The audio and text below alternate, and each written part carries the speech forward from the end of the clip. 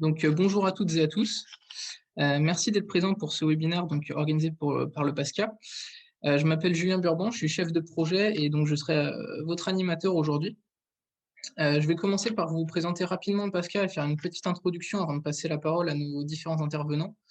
Donc le PASCA, c'est une association basée dans les Pays de Loire qui a pour objectif d'aider les acteurs à développer et à optimiser leur supply chain, donc les acteurs globaux du territoire Pays de Loire. Pour ça, nous menons différentes actions comme de la participation à des projets en recherche et développement. On accompagne des entreprises pour mettre en place leurs projets. On participe au développement de certaines formations et on anime des groupes de travail ou des webinars pour faire de la mise en réseau d'entreprises notamment.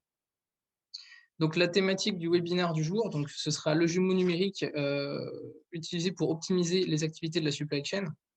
Donc nous allons vous présenter deux interventions. La première, ce serait une intervention de la société DCBrain, qui est donc spécialiste des jumeaux numériques plutôt orientés réseau. Donc ils viendront nous exposer l'utilité de cette technologie pour modéliser un réseau supply chain. Et ensuite, nous aurons donc l'intervention de Alfie Technologies, qui est une entreprise qui est basée dans le Maine-et-Loire et qui propose des jumeaux numériques, notamment pour l'optimisation intralogistique. Donc là, on sera plutôt sur la dimension entrepôt. Et donc, ils seront accompagnés du groupe Gémeaux, qui viendra témoigner d'un projet fait en partenariat avec Alfie Technologies. Donc, je vous informe que ce webinaire sera enregistré et donc disponible en replay. N'hésitez pas à utiliser l'onglet chat si vous avez des problèmes techniques ou l'onglet Q&R pour poser vos questions auxquelles on se fera donc un plaisir de répondre après chacune des interventions. Et donc, je vais commencer par vous introduire le sujet du jour.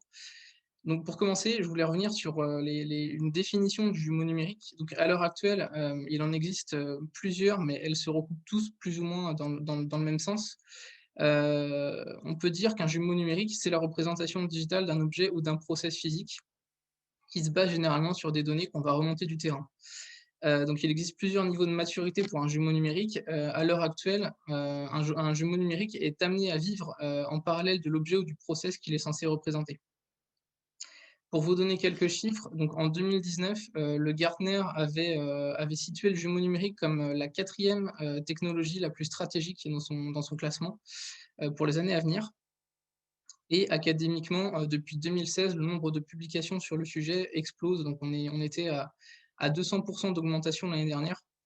Donc c'est une technologie qui est de plus en plus plébiscitée et sur laquelle on a de plus en plus d'études, qui est amenée à se développer très rapidement.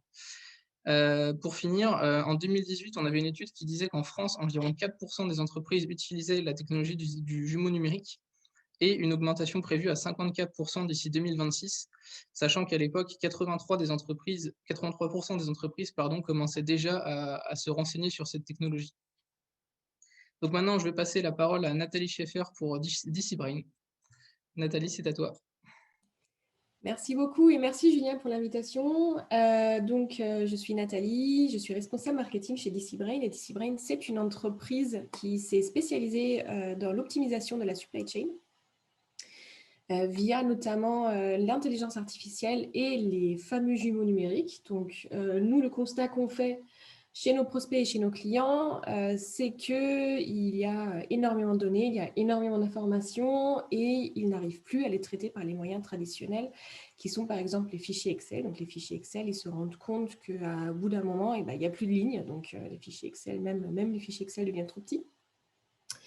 Ils se rendent compte qu'imprimer des bons de commande et les disposer sur des grandes tables pour en discuter autour, ça ne devient pas très efficace. Ils se rendent compte aussi que les post-it, ça ne colle pas très longtemps et que les appels téléphoniques, ça prend du temps. Et toutes ces activités-là, en fait, pour regrouper les informations et optimiser leur activité ou tout simplement organiser leur activité de supply chain, sont très compliquées et deviennent chronophages. Donc, la solution à tout ça, souvent, c'est un jumeau numérique qui va centraliser toutes ces informations-là. Je vais vous partager mon écran rapidement. Hop. Alors, qu'est-ce que j'ai? Mon PowerPoint, mon PDF.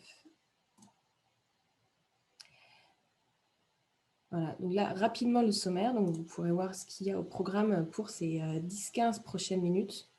Donc, l'utilité d'un jumeau numérique, c'est en tout premier lieu. Est-ce que vous voyez mon écran, d'ailleurs? Ouais. Oui. Ouais, parfait, super. Donc, l'utilité primaire, c'est vraiment la visualisation pour voir le fonctionnement, soit en temps réel, soit pour faire des simulations, soit pour détecter les anomalies de plusieurs comportements au sein d'un réseau. Et donc, plus il y a de comportements, plus il y a de paramétrage à faire, plus ça devient complexe. Et c'est aussi justement pour visualiser mieux et voir en un coup d'œil, en quelques clics, ce qui se passe en temps réel dans son réseau. Au-delà de ça, il s'agira pour un réseau, pour un jumeau numérique, d'accompagner la numérisation des activités industrielles et logistiques, puisque aussi aujourd'hui, on a de plus en plus de données qui rentrent en compte dans les activités au jour le jour. On va optimiser les outils de travail, puisqu'on s'entoure de plus en plus d'outils, et pour synchroniser le tout, un jumeau numérique est tout indiqué. Et puis, ça servira aussi d'élément de preuve pour prouver tout simplement que les ressources qu'on emploie sont à leur rendement optimal. On a ensuite, je voulais vous montrer surtout les ingrédients techniques et humains qui rentrent dans la construction d'un jumeau numérique, c'est-à-dire si vous considérez construire un jumeau numérique dans votre entreprise, par quoi il faut commencer. Et il y a beaucoup d'ingrédients en fait à mettre dedans. Donc, dans un tout premier lieu, il y aura les sites qui composent le réseau, les liens qui permettent de les relier. Donc, on aura par exemple les entrepôts, les sites des clients, les trajets qu'il faudra faire, et puis les camions, donc tous les assets qui rentrent en jeu, et puis leurs principales caractéristiques, c'est-à-dire leur capacité de charge, les capacités des entrepôts, le nombre de quais, les horaires et les fermetures, enfin les horaires d'ouverture et de fermeture, le staff qu'il y a sur place. Ensuite, on peut relier tout ça à des capteurs dynamiques, tout simplement, par exemple, des capteurs de remplissage, des capteurs de température, le GPS qu'il y aura sur les différents camions. On a aussi ensuite les référentiels, donc qui sont un petit peu la colonne vertébrale d'un système d'information. Donc, les référentiels qui devront être cohérents pour associer des données qui sont exhaustives, c'est-à-dire qu'il faudra travailler avec des données qui sont complètes. On ne peut pas avoir un réseau numérique, un jumeau numérique qui ne contient que 90% des entrepôts, puisque du coup, toute l'optimisation qui sera à faire derrière sera pas bonne.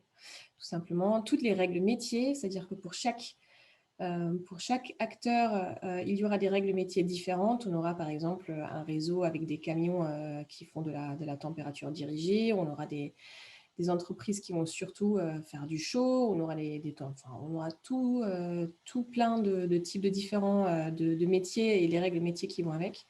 Ensuite, une cartographie qui sera complète et correcte. Donc ça, c'est hyper important. On ne peut pas en fait attendre d'un jumeau numérique qu'il reconnaisse spontanément une connexion entre deux sites qui sont à 1 kilomètre l'un de l'autre. Il faut vraiment que ce soit indiqué dans les données qui lui seront fournies. Ensuite, il faut des mesures régulières et stables, c'est-à-dire que pour comparer sur une donnée, sur une période donnée des données, par exemple des données d'une année précédente, il faut que les mesures aient été relevées régulièrement, tous les jours, toutes les heures, et ce n'est pas une semaine sur deux. Autrement, on ne pourra vraiment pas tirer de conclusion et le jumeau ne servira pas à grand-chose. Il y a enfin un équilibre à trouver entre les fonctionnalités et les modélisations, la prise en compte du plus grand nombre de critères, la qualité de représentation et l'expérience utilisateur. Donc, je m'explique. Vous aurez énormément de données en fait dans votre système informatique et on ne va pas toutes les utiliser. C'est-à-dire que si on utilise tout, on va se rendre compte rapidement qu'il y a plein de données dont on n'a pas besoin, qui sont trop. Et pour ne pas surcharger le système d'un côté et pour ne pas surcharger les utilisateurs d'informations qui sont inutiles, il va falloir faire le tri et garder uniquement les informations les plus pertinentes et les plus importantes, surtout pour justement ne pas impacter l'expérience utilisateur. Parce qu'il arrive fréquemment aussi qu'on veut mettre trop d'informations en se disant génial, maintenant on a un jumeau numérique, on va tout mettre dedans. En fait, non. Il faut vraiment faire le tri et garder uniquement les informations qui sont les plus pertinentes pour la problématique donnée. Et enfin, le change management. Quand on veut mettre en place une nouvelle technologie, il est hyper important d'accompagner les utilisateurs et ne pas leur imposer un nouvel outil en disant voilà, aujourd'hui vous travaillez avec ça. D'un côté, pour ne pas brusquer les utilisateurs, et d'un autre côté pour en fait, tout simplement, ils adhèrent à ce changement et ils deviennent acteurs de ce changement. Donc, ça sonne un petit peu comme une agence de conseil, ce que je vous dis là. Mais nous, ce qu'on fait quand on accompagne des nouveaux clients, c'est qu'on les accompagne vraiment. C'est-à-dire qu'on va sur site, on va un petit peu les prendre par la main au début, leur expliquer, récolter aussi leurs besoins pour en tenir compte et avoir un outil qui parle à tout le monde, non seulement aux utilisateurs finaux, mais aussi aux dirigeants et à tous les utilisateurs qui sont amenés à s'en servir au jour le jour. Donc ensuite, pour la mise en place, donc encore une fois, on se rend compte que d'un côté, les entreprises qui viennent nous voir ont énormément de données. Ça arrive aussi fréquemment que les entreprises nous disent bah, en fait, nous, ça ne sert à rien, on a très peu de données, ce qui est souvent faux en fait. Il y a beaucoup de choses qui se sont amassées au cours des années, des données qui remontent de tous les côtés des SIG. Il y a des données qui remontent, qui sont sur papier et qu'il faudra d'abord numériser. Il y a des données qui remontent par les TMS qui sont déjà en place. Donc, des données, il y en a. Cependant, encore une fois, ce n'est pas nécessaire de toutes les utiliser. Il faut bien faire le tri. Et au début, on peut commencer la mise en place d'un jumeau numérique avec peu de données pour obtenir des premiers résultats et valider l'utilité du jumeau numérique. Quand je dis peu de données, on peut aussi céder des données externes, c'est-à-dire qu'on n'est pas obligé d'utiliser que des données internes. On peut très bien faire appel à des données externes, type météo. Un exemple concret, c'était les grosses chutes de neige qu'on a eues il y a 1 mois et demi et qui ont paralysé le trafic pendant quelques jours. Donc ça, si on veut par exemple faire de la prévision, ça peut être utile d'utiliser les données météo dans un premier temps. On a ensuite aussi les équipes qui seront mises à contribution. Donc, ça sera surtout les équipes métiers parce que ce sont elles qui vont travailler avec ce jumeau numérique tous les jours.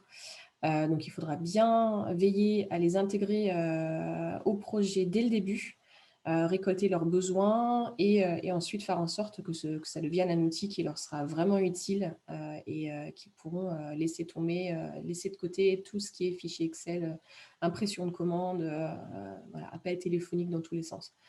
Et la deuxième équipe principale, ce sera la DSI. La DSI, tout simplement parce que ce sont eux qui détiennent toutes les données. Donc c'est eux qu'il faudra aussi inclure dans le projet dès le début. Et il faudra sans doute aussi prévoir des médiateurs entre les deux, puisque équipe métier et DSI souvent ne parlent pas tout à fait le même langage. Donc, ce sera très utile d'intégrer des chefs de projet ou des médiateurs entre les deux pour que la construction du jumeau et la gestion du projet se fasse de manière souple. Concernant la durée de la mise en place, alors là, ça fluctue énormément. Si on veut commencer par un jumeau numérique qui est très simple, un produit sur étagère, on peut compter à peu près 15 jours. Donc ça, c'est vraiment pour le produit plus simple. Chez nous, chez DCBrain, on fait des projets, on est amené à faire des projets sur plusieurs mois, c'est-à-dire 3-4 mois, c'est pas délirant. S'il s'agit de projets hyper complexes avec énormément de données, avec beaucoup de règles métiers, beaucoup de contraintes, on peut avoir des projets qui durent 3-4 mois avant qu'ils sortent et qu'ils soient utilisables par les utilisateurs. En ce qui concerne les coûts, ça, c'est quelque chose qui revient souvent. On nous demande très souvent une estimation pour savoir combien ça coûte. Alors là, encore une fois, il n'y a pas de réponse toute faite. Là, je vous ai indiqué à partir de 20 000 € pour les modèles qui sont vraiment un peu complexes. Encore une fois, ce sont des modèles des jumeaux numériques qui sont un petit peu sur échelle, donc sur étagère. Donc ça, c'est les modèles, ça c'est vraiment le coût d'entrée en fait, en quelque sorte. Après, ça peut aller jusqu'à 150 000, 200 000, ça dépend tout à fait de la complexité du jumeau numérique à mettre en place. Pour vous donner quelques exemples concrets, donc ce qu'on peut faire par exemple avec un jumeau numérique, nous, notre spécialisation, c'est l'optimisation des roulements de camions pour préserver les marges opérationnelles. Donc ça, c'est un des enjeux principaux, les marges opérationnelles. Donc ce qu'on peut faire par exemple, c'est jouer sur la concentration de colis dans un même camion pour éviter qu'il y ait des camions qui roulent quasi à vide. On peut jouer aussi sur l'insertion d'étapes dans les trajets, c'est-à-dire plutôt que de dire à un camion, tu vas faire A, B, on va lui indiquer, on va prendre en compte bien sûr toutes les agences, tous les autres camions pour indiquer au camion, tu ne vas pas faire AB, tu vas faire AB en passant ensuite par C et puis en retournant vers B pour ensuite revenir à ton point de départ en fait. Ça sonne compliqué comme ça, mais il s'avère qu'en faisant quelques détours des fois, en chargeant, déchargeant à des points qui n'étaient pas prévus initialement, on peut faire rouler moins de camions puisqu'un seul camion va assumer plus de palettes, par exemple. On peut également optimiser le roulement des équipes et des plannings. Une fois qu'on connaît bien la configuration des entrepôts, le nombre de quais, la capacité de stockage, par exemple, les horaires d'ouverture, et si on connaît bien le roulement dans les entrepôts. Donc, encore une fois, tout ça, c'est des paramètres dont on aura besoin pour construire le jumeau numérique et pour ensuite pouvoir optimiser des trajets, des roulements d'équipe, etc. On peut ensuite enrichir par d'autres informations externes, j'en parlais tout à l'heure, qui permettent d'enrichir les simulations et aussi pour détecter les anomalies. Si vous avez des questions d'ici là, allez-y. Je vois qu'il y en a une et après, je vais passer à notre démo. Je vais regarder rapidement s'il y a une question. Peut-on bien anticiper ce travail à conduire? Est-ce bien fait à l'heure actuelle? Alors, je ne sais pas si c'est une question qui s'adresse typiquement qui s'adresse à moi, mais je vais vous répondre avec les problématiques que je connais. Donc, oui, on peut tout à fait bien l'anticiper, c'est-à-dire qu'on a une checklist chez nous de données à fournir avec le format des données, par exemple. Donc, on peut commencer par des données qui sont en CSV, qui sont en XML, tout simplement des données plates. Et puis ensuite, en fonction des besoins des utilisateurs, on peut tout à fait anticiper les travaux. Donc ça peut par exemple faire l'objet d'une étude préalable, d'un audit de données et pour ensuite juger de la pertinence du projet et tout mettre sur les bons rails. Marianne, si vous voulez approfondir la question, n'hésitez pas, parce que je ne suis pas très sûre d'avoir bien compris et d'avoir bien répondu. Je vais passer à la démo. Alors, hop.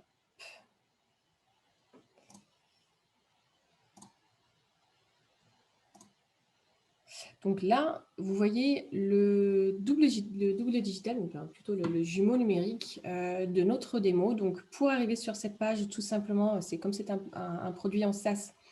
Je me connecte comme je me connecterai à n'importe quelle page web, donc avec un login et un mot de passe. Et ici, on voit donc une belle cartographie de la France avec plusieurs flux. Si je zoome un petit peu, on voit ici, par exemple, que tout ce qui est tache rouge, c'est une concentration d'agences. On a ensuite les différents flux qui sont animés ici et qui vont des différents entrepôts, des différentes agences vers les autres. Je vais vous montrer rapidement. Hop là, est-ce que je peux déplacer ce truc? Ouais, parfait. On a ici différents paramètres de recherche qu'on peut paramétrer pour spécifier ses besoins. Donc là, ce que j'ai fait, c'est que j'ai calé juste une journée, donc du 11 mars au 12 mars, parce que sinon, on aura des flux qui vont exploser. Je vous montre rapidement. Si je rajoute 2 journées, on a beaucoup plus de flux qui vont s'afficher. Donc moi, pour garder les choses simples, on va rester au 12, c'est-à-dire une journée entière. Et j'ai mis un filtre sur l'origine des camions. Donc là, on verra uniquement les flux qui ont pour origine l'agence 4. Et ce que vous voyez ici, c'est un plan de transport qui est optimisé. C'est-à-dire qu'on a intégré toutes les contraintes. Donc ça peut être des contraintes de chargement, des contraintes de volume, des contraintes horaires des entrepôts, des contraintes légales aussi, puisqu'on ne peut pas faire conduire les chauffeurs 24 heures sur 24. Et donc, toutes ces contraintes, elles ont déjà été rentrées préalablement, comme c'est une démo, donc c'est vraiment toutes les contraintes qui ont déjà été rentrées avec toutes les agences qui sont construites, enfin tout qui roule, quoi. Donc là, on a vraiment une démo qui est prête à l'emploi. On va pouvoir trier, donc filtrer sur les différentes dates. On peut aussi jouer sur le nombre max de palettes qui peuvent être contenues dans un camion. On peut jouer sur l'origine des flux, sur la destination des flux. Donc là, il y a plus grand monde, hein, c'est-à-dire que l'agence 4 sur laquelle on a fait un focus ici, elle n'est pas destinataire de beaucoup de flux. En revanche, elle est à l'origine de beaucoup de flux. On peut aussi simuler, enfin, on peut aussi visualiser les flux qui passent par cette agence 4. Donc là, on a un petit flux qui s'est rajouté, mais c'est surtout l'origine des flux qui sera intéressante pour cette visualisation. Nathalie, juste en termes de timing, encore 2 minutes et puis après on va passer aux Ouais, questions. ok, parfait.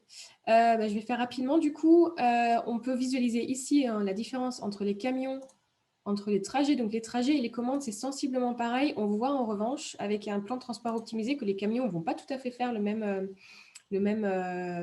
voilà, le même trajet direct. Donc il y aura quelques bifurcations.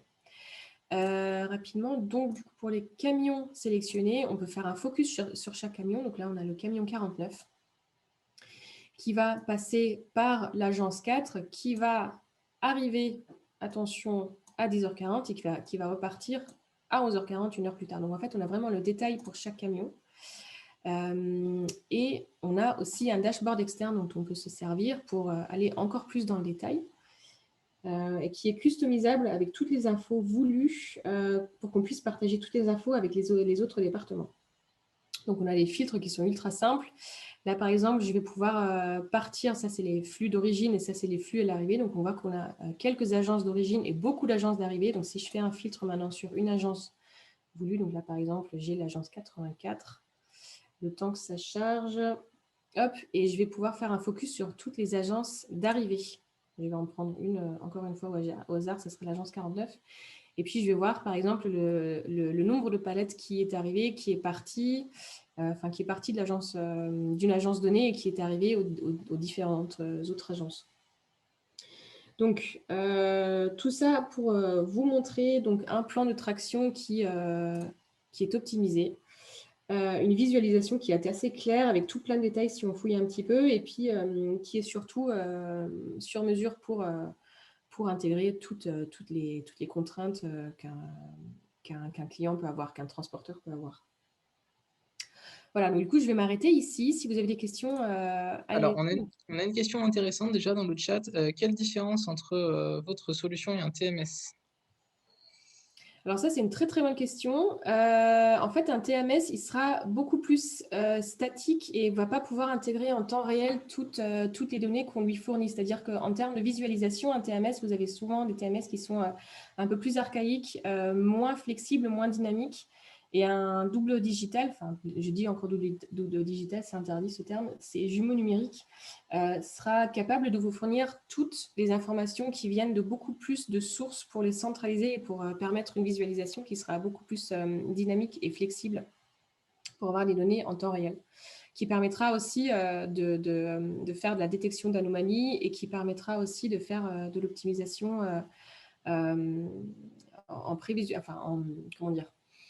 en prévisualisation sur plusieurs jours, plusieurs semaines à l'avance, par exemple, des fois. Et j'aimerais bien rebondir là-dessus.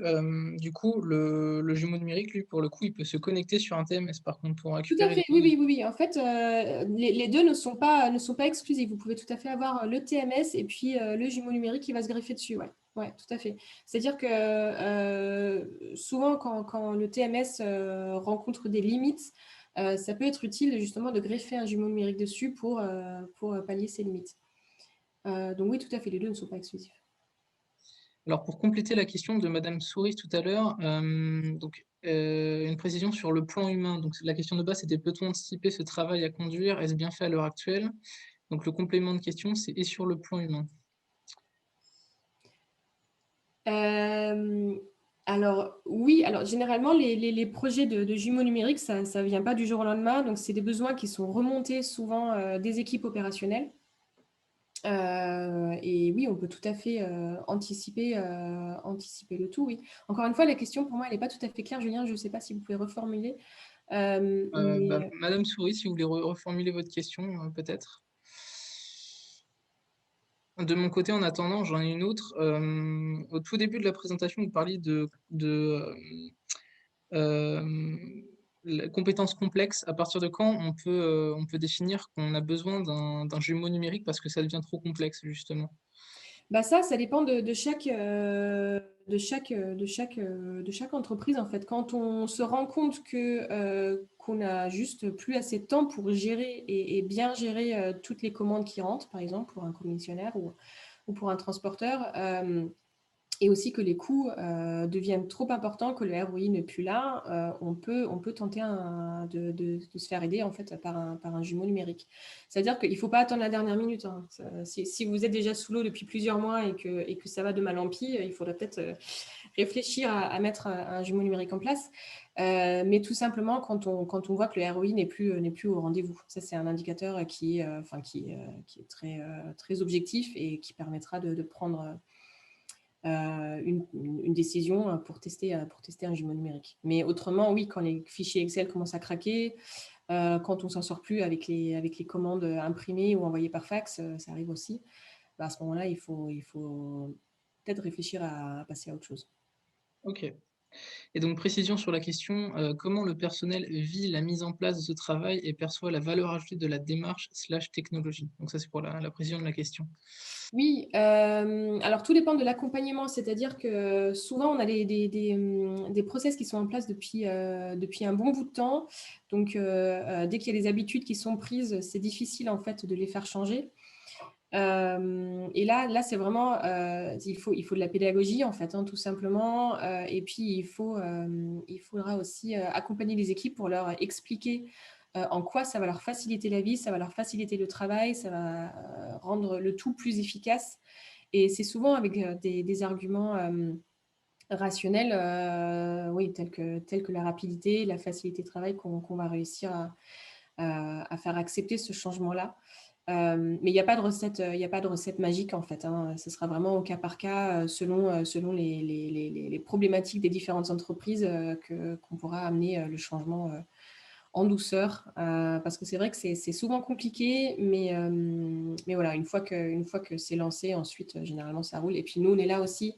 Enfin, nous, quand on n'intervient pas pour révolutionner tous les process, hein. On vient là justement pour accompagner les gens, pour comprendre leurs besoins et pour faire en sorte que tout le monde s'en sorte mieux une fois que le nouvel outil est en place. D'accord, merci beaucoup Nathalie. Je vais maintenant passer la main donc à Yann et à Benoît pour la présentation suivante. Bien, bon, bah, écoutez, bonjour à tous. Donc, je vais vous présenter le jumeau numérique dans une version un tout petit peu différente que celle présentée par DC Brain autour de l'industrie. Donc, je vais pour cela partager mon écran. Voilà. Alors, moi, je vais vous parler plutôt de mécanisation de la logistique avec un retour d'expérience chez Elfi Technologies. Alors,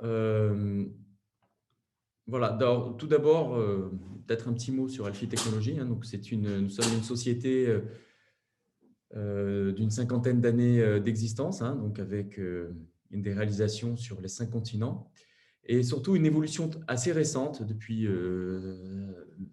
5-6 ans maintenant, qui s'écrit sur la base de nouvelles innovations qu'on a labellisées vitrine industrie du futur et notamment autour du jumeau numérique.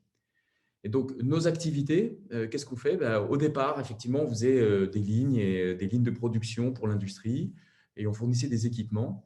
Et effectivement, avec l'avènement des technologies digitales, on travaille beaucoup plus en amont dans l'ingénierie pour accompagner le développement des usines et des outils de production de nos clients. Et en aval, on a développé toute une batterie de services experts, notamment autour du digital, que je vais pouvoir vous présenter à présent. Alors, nos marchés, rapidement, hein, donc on est historiquement on est un acteur dans les matériaux de construction, hein, donc on fait des usines de terre cuite, briques, tuiles, des usines pour la fabrication de produits en béton, type parpaing ou regard d'assainissement. On est un des leaders dans la fabrication de laine de verre, laine de roche. Et puis, on a une autre activité qui sont les équipements pour l'intralogistique. Pardon. Il faut que je revienne en arrière. Donc, où on va livrer des transstockers, des îlots robotisés, des déchargeurs pour la logistique, hein, où on va décharger des colis, notamment pour les lignes de tri de colis chez Amazon ou à la Poste. Et puis, d'autres équipements type des équipements de portique pour l'industrie lourde. Voilà. Alors, dans l'intralogistique à proprement parler, je vous cite peut-être 2 références plus récentes qu'on a réalisées avec le groupe Viastor. L'automatisation pour les matelas, la fabrication de matelas et de sommiers dans le groupe Cofel pour EPEDA, hein, qu'on a démarré en 2016, qu'on a mis en service en 2018. Donc, c'est un magasin complètement automatisé, Goods to Dock, de 20 000 matelas et sommiers, hein, où à partir du moment où le matelas est fabriqué, il est stocké automatiquement et ensuite livré dans la remorque du camion de manière complètement automatique, sans aucune intervention humaine, en fonction des ordres de livraison dans les différents sites de vente des matelas. Voilà. Et donc, Alfie Technologies a livré l'ensemble de toute la transitique que vous pouvez voir ici, qui est une transitique qui est complètement hors norme, puisqu'il s'agit de transporter des produits assez compliqués. Hein. Les matelas, c'est mou, c'est entouré de plastique, donc c'est très compliqué à manutentionner, et donc il faut des solutions assez spécifiques pour pouvoir manutentionner l'ensemble de ces matelas. Et puis, peut-être à droite, une autre référence qui a été mise en service en tout début d'année, toujours avec Viastor, hein, un grand magasin automatisé pour VBK, Ondulis. Pareil, un Goods to Dock avec 25 000 palettes en carton de capacité, où donc Alfie Technologies livre l'ensemble de la manutention de ces palettes de carton que vous pouvez voir ici, avec des grands portiques qui vont reconstituer sur un foquet les remorques à charger pour la livraison de ces palettes de carton dans les sites de vente, les sites clients de Ondulis. Voilà. Alors, on parle de jumeaux numériques. Pourquoi dans l'industrie, le jumeau numérique est-il un outil intéressant?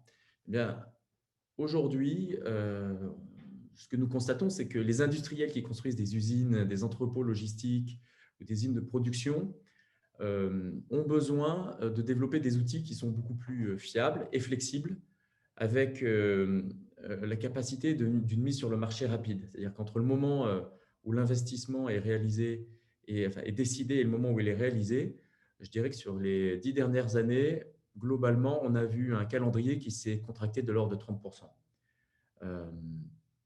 Et par ailleurs, on a en effet des industriels qui ont du mal à définir finalement leur capacité de production, les produits à produire, dans un marché qui sont assez fluctuants.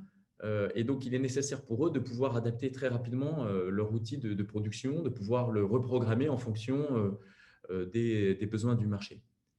Et face à ces enjeux, eh bien, ce qui est important et ce qu'attendent les clients et ce que nous apportons, nous, Alfie Technologies, c'est à la fois une expérience de par les différentes références qu'on a pu livrer, mais également la capacité d'intégrer des technologies qui vont permettre de donner cette flexibilité et de faire un développement collaboratif avec le client. Donc, c'est notamment le jumeau numérique qui permet le développement en amont de la ligne, en travaillant sur l'ergonomie, l'implantation, de manière à ce qu'on intègre au plus tôt l'ensemble des parties prenantes dans la nouvelle ligne de production. Et puis, in fine, une automatisation et une flexibilité des solutions robotiques qui permet d'avoir un outil qui soit le plus efficace, hein, avec le meilleur rendement, et en intégrant des outils comme la maintenance prédictive des équipements. Et l'ensemble de ces outils, eh bien, ils sont développés à travers le jumeau numérique. Alors, ce jumeau numérique, hein, donc ça fait une dizaine d'années maintenant que nous travaillons dessus, et qui nous a valu cette labellisation vitrine industrie du futur. En fait, c'est un accompagnement permanent de l'avant-projet, où on va modéliser l'implantation et réfléchir avec notre client sur la meilleure implantation donnée, les meilleures technologies à mettre en œuvre, jusqu'à la mise en service de la ligne. Donc, c'est vraiment un continuum digital qui va servir sur la vie du projet pendant toutes les phases d'investissement de la ligne de production.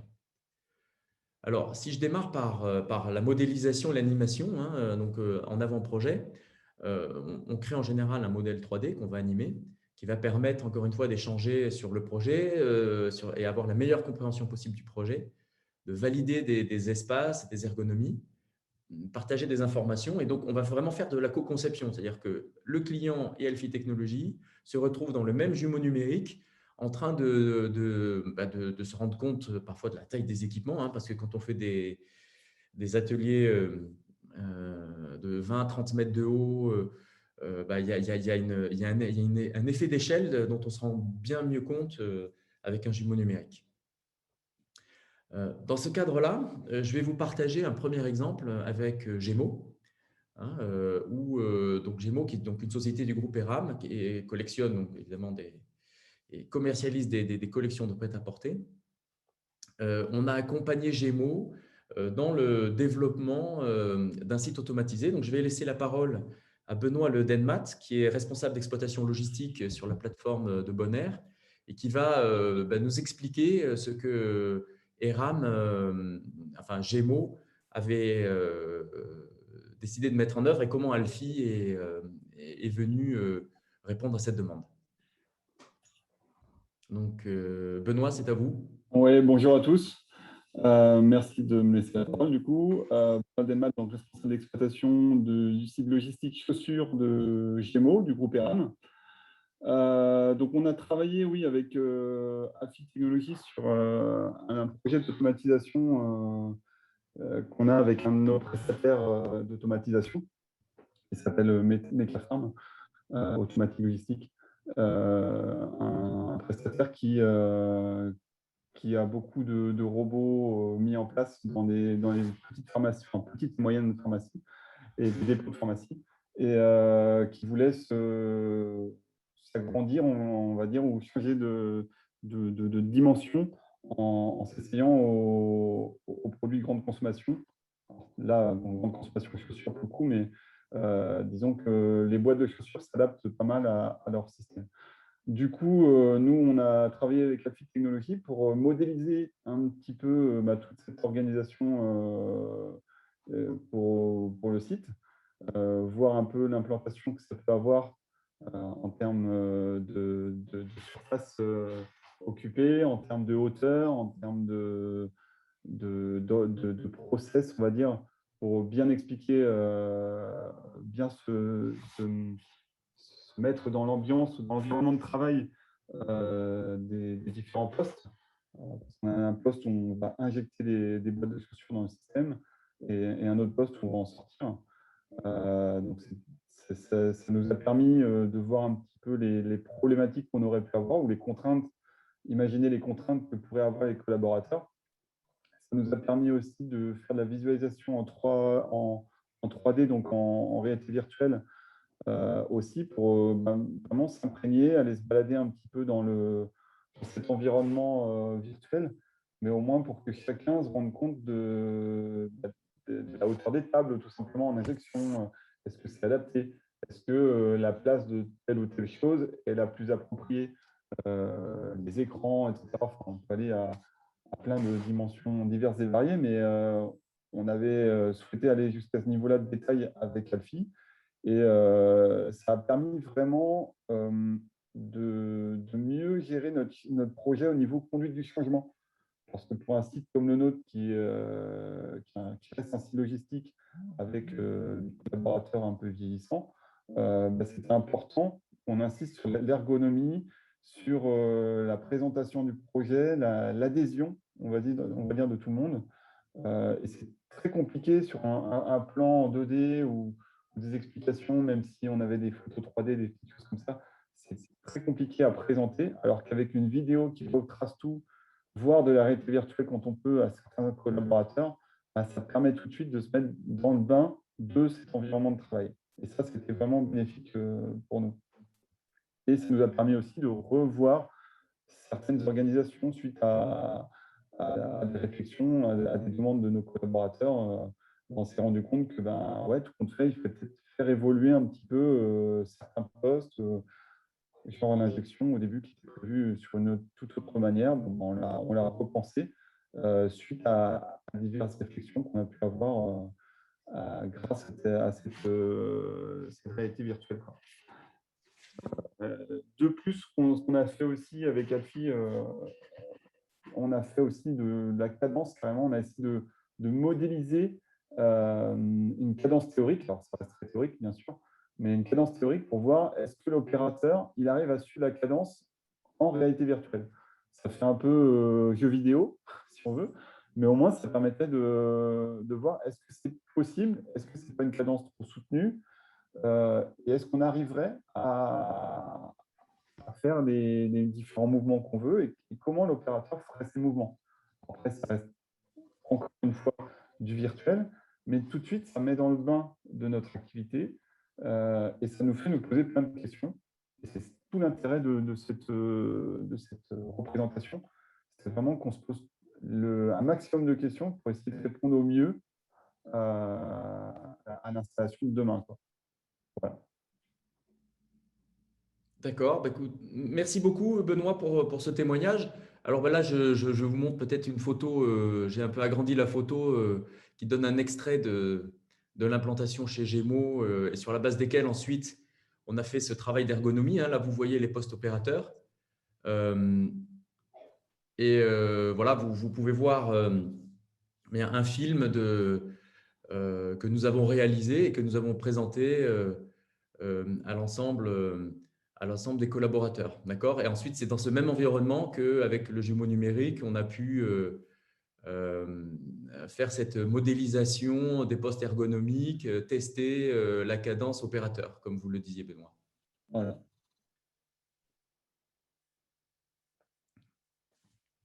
Donc là, c'est du transstocker. À perdre des chaussures.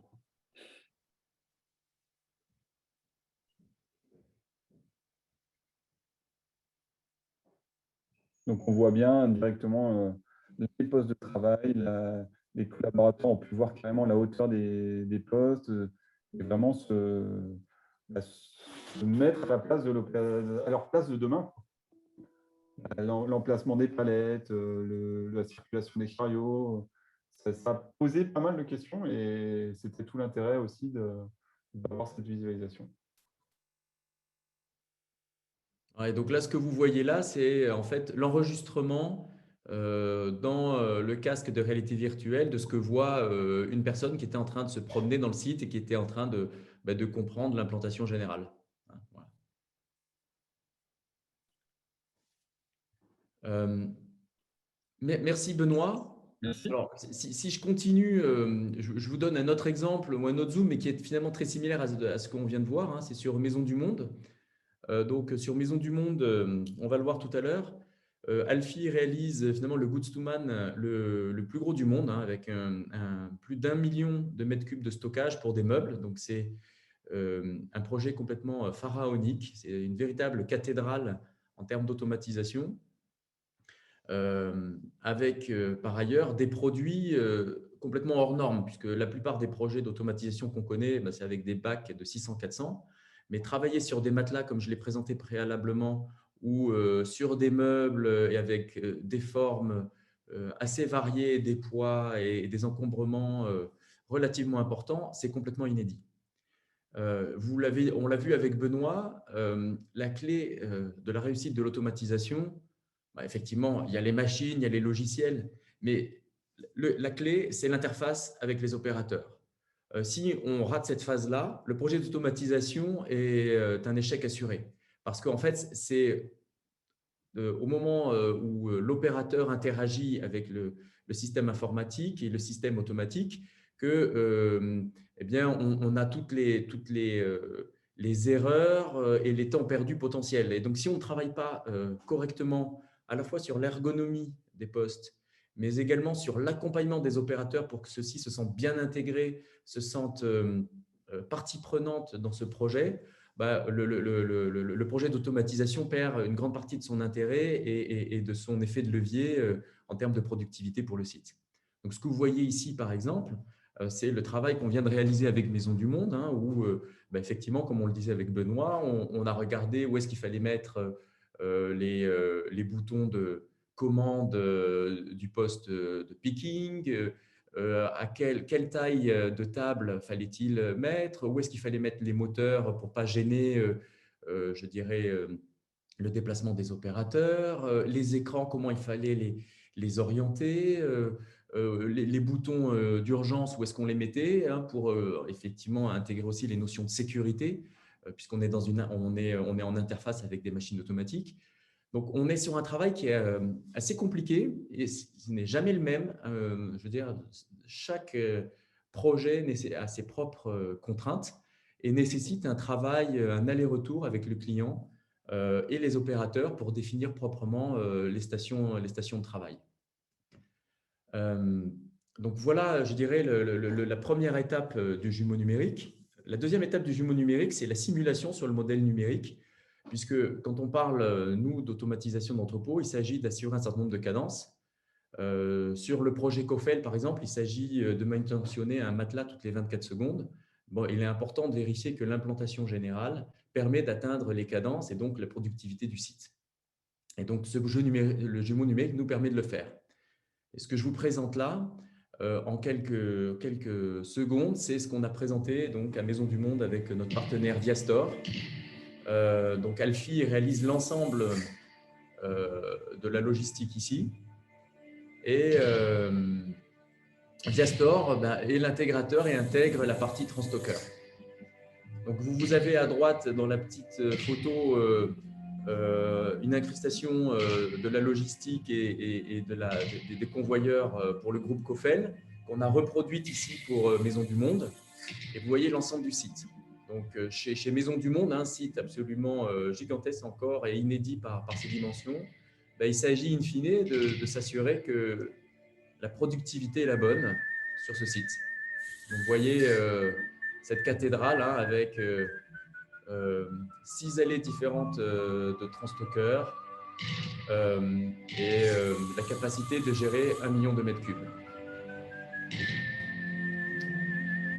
Alors, je coupe pour la musique, mais c'est cette simulation qui nous a permis de vérifier que les programmes automates avaient une chance de fonctionner correctement et d'atteindre les cadences attendues par notre client Maison du Monde. Une fois que cette simulation est faite, toujours sur ce même jumeau numérique, on va émuler les programmes automates. Donc, c'est cette phase-là aujourd'hui que je vous présente, où en fait, nos automaticiens commencent à programmer l'ensemble des cas de fonctionnement de l'entrepôt, alors même que les machines ne sont pas encore installées dans nos ateliers ou installées chez le client. Mais l'ensemble des cas sont programmés, et ce qui permet, encore une fois, de compresser le temps et de fiabiliser la mise en route de l'installation. Lorsque l'installation est installée chez notre client, en fait, les programmes automates ont été testés en jumeau numérique. Tous les cas dégradés ont été validés, ce qui nous permet de démarrer de manière beaucoup plus rapide. Et dernier point, eh bien, ce jumeau numérique nous suit jusqu'au bout. Tout à l'heure, on parlait de l'opérateur. Hein. Pour moi, encore une fois, l'interface homme-machine, c'est le point névralgique d'une installation sur lequel il ne faut pas négliger le travail et l'intégration des opérateurs en amont comme en aval. Et donc, en aval, on fait également, avec ce jumeau numérique, des sessions de formation, aussi bien, je dirais, pour les opérateurs que, par exemple, pour la maintenance. Ce qui nous permet, encore une fois, d'avoir, je dirais, un ramp-up de notre installation qui soit le meilleur possible. Alors, ce jumeau numérique, nous en faisons un livrable, hein, puisque l'ensemble de nos machines et de nos lignes et de nos entrepôts sont livrés avec ce jumeau numérique. Il est stocké en général dans le cloud et il est consultable par nos clients comme par nous à distance avec des lunettes de réalité virtuelle ou alors plus simplement sur un écran. Mais il nous permet par exemple à distance de nous retrouver dans le même espace virtuel. Et donc aujourd'hui, j'ai des clients en Corée du Sud qu'on retrouve au sein de notre jumeau numérique pour discuter de sujets ou d'implantation ou d'amélioration de nos machines au sein de ce jumeau numérique. Ce jumeau, il nous permet également de tester des nouveaux produits ou de tester des nouvelles logiques de stockage.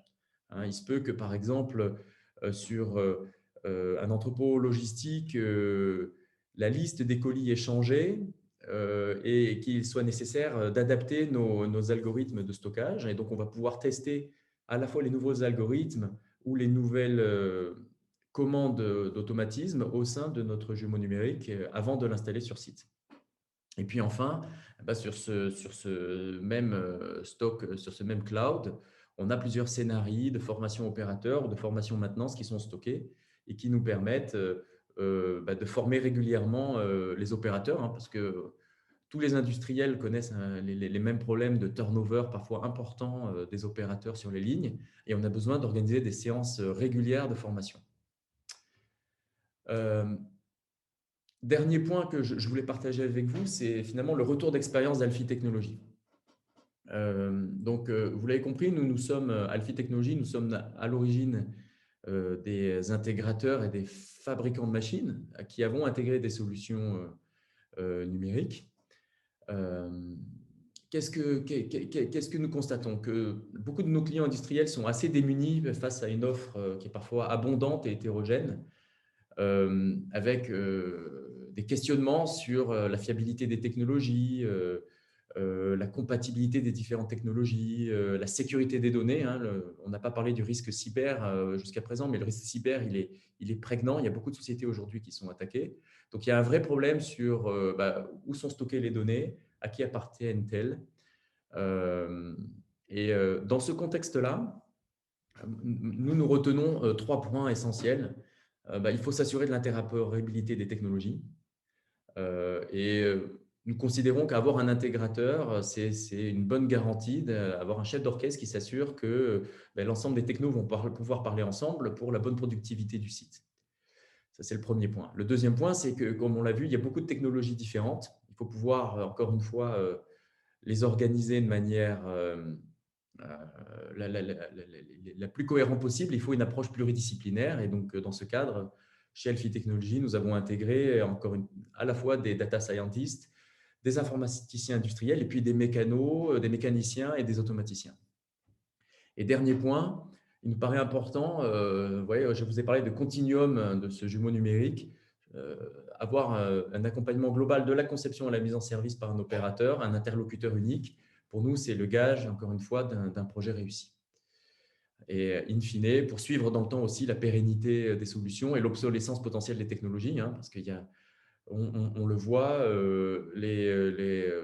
par exemple sur les portables, les OS évoluent très régulièrement. Il faut s'assurer que à chaque mise à jour de votre iPhone ou de votre Samsung, les applications vont bien suivre. Donc, toute cette mise en œuvre de mise à jour de technologie est également très importante pour assurer une bonne productivité de vos sites. Voilà ce que je pouvais vous dire, et donc je vais pouvoir répondre à vos questions. Merci Yann et Benoît. Donc on a une question déjà dans le chat. Donc point fort et frein rencontrés quant à ce développement collaboratif avec le client. Donc j'imagine qu'on parle de KGMO ou en général peut-être. Alors je ne sais pas si Benoît, si vous pouvez apporter une première réponse. Oui, pardon. Alors, du coup, c'est en général. Globalement, le point fort, c'est vraiment que nous, ça nous a permis de nous poser d'autres questions que les questions qu'on se pose habituellement sur des plans, ou etc. Ça a permis vraiment de matérialiser ce qu'on avait sur un plan, de se le mettre en 3D, de pouvoir se balader à l'intérieur et d'amener aux collaborateurs cette vision-là. Et ça, c'était le point fort vraiment de l'outil. Le point faible, on va dire, c'est plus la technologie, parce que ça nécessite à Alfie de venir sur une journée. Enfin, là, je sais que chez nous, c'est ça qu'ils ont fait, mais ils sont venus sur une journée dans une salle fermée où il faut passer un par un, opérateur par opérateur. Et là, si on veut le faire au casque, on ne peut pas mettre nos 150 collaborateurs à le faire. On est obligé de choisir une partie des personnes. Mais après, on peut en sortir une vidéo. Donc, on arrive toujours à expliquer et à présenter le dossier. D'accord. Si ça peut répondre bien à la question. Yann, peut-être quelque chose à rajouter sur d'autres cas que vous auriez pu avoir avec d'autres clients éventuellement? Moi, les retours que j'ai de nos clients, c'est que, en fait, tant qu'on n'a pas chaussé les lunettes de réalité virtuelle, on ne se rend pas vraiment compte de ce qu'on peut faire. Et dans Serious Gaming, il y a gaming, mais il y a surtout serious.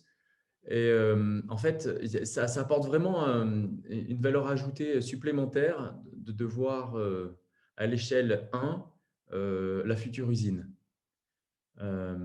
Et donc, c'est pas, en fait, c'est pas un gadget. Chez nous aussi, hein, nos ingénieurs de conception, ils ont tous l'habitude de travailler sur des plans 2D, ça leur pose aucun problème. Mais quand il s'agit de concevoir une installation complexe sur plusieurs niveaux avec une interaction homme-machine, en fait, cette étape de réalité virtuelle, pour moi, elle est complètement incontournable. Le point faible, je dirais, c'est que en fait, on ne voit que ce qu'on a mis dans la machine, quoi. C'est-à-dire il faut quand même avoir une bonne conception et avoir représenté les points qui sont importants si on veut pouvoir, in fine, en tirer quelque chose, quoi. Donc, la qualité de conception et la qualité de simulation au départ, elle est hyper importante pour que ensuite, cette phase d'utilisation du jumeau numérique puisse apporter réellement quelque chose au projet, quoi. Hein, donc, il faut bien réfléchir à ce qu'on va modéliser et ce qu'on va représenter dans le jumeau numérique.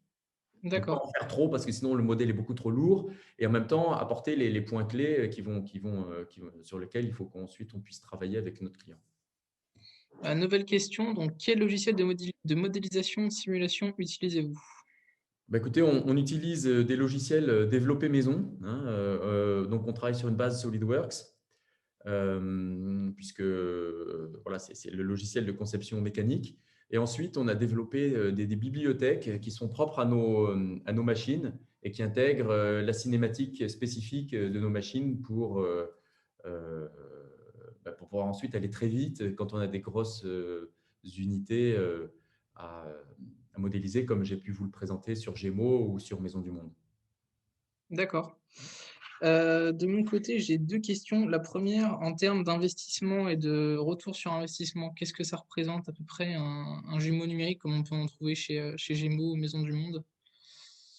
Alors, sur Gémeaux et Maison du Monde, en fait, on est sur des sujets assez différents, puisque sur Gémeaux, on était sur une prestation de service où on a accompagné un client qui avait déjà travaillé sur une solution d'automatisation, et donc on venait faire un complément. Et donc là, Benoît, je ne sais plus dire exactement ce que ça représentait en termes d'investissement pour Gémeaux. J'ai plus les chiffres non plus en tête, je suis désolé. Mais c'est vraiment une petite enveloppe qui s'est rajoutée au projet, mais ce n'est pas énorme. Et ça permet, par rapport à tout l'intérêt qu'on en est à trouver sur l'ergonomie, etc., ouais, on parle de moins de 10 KE, quoi. D'accord. Voilà. Et ensuite, sur un sujet comme Maison du Monde, en fait, vous avez plusieurs phases. Ce qu'il faut voir, c'est quand même que le projet du Monde, Maison du Monde, c'était un projet qui a duré dans sa phase de gestation près de 24 mois. Donc, effectivement, ça peut représenter pas mal de temps homme, avec beaucoup d'allers-retours et avec des phases assez différentes. Je dirais que la phase de définition de l'installation de son implantation, ce n'est pas forcément la phase la plus chère.